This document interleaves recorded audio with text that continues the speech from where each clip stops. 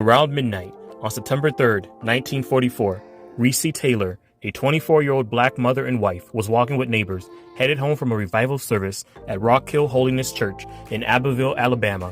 While walking, white men kidnapped her, drove to a remote area in the woods, and raped her at gunpoint. After 6 of the men took turns raping her, they blindfolded her, drove her back to the road, and pushed her out. Taylor then contacted the police, and the sheriff identified one of the suspects based on the description of the car she gave.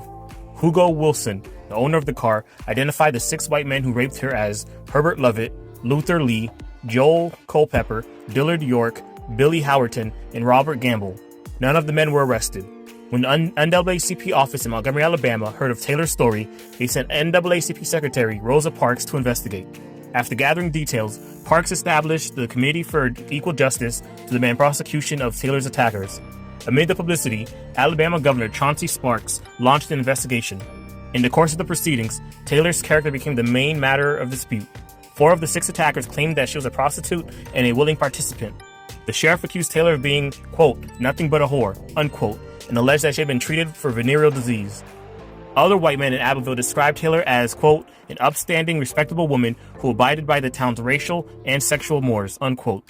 One of the accused attackers, Joe Culpepper, admitted Taylor had been gang raped at gunpoint and that they had been looking for a woman that night.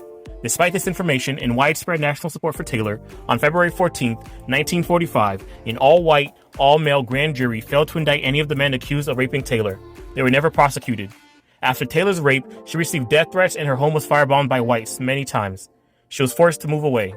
In 2011, the Alabama legislature apologized to Recy Taylor for the state's failure to prosecute her rapists, but made no moves to charge the surviving men with anything.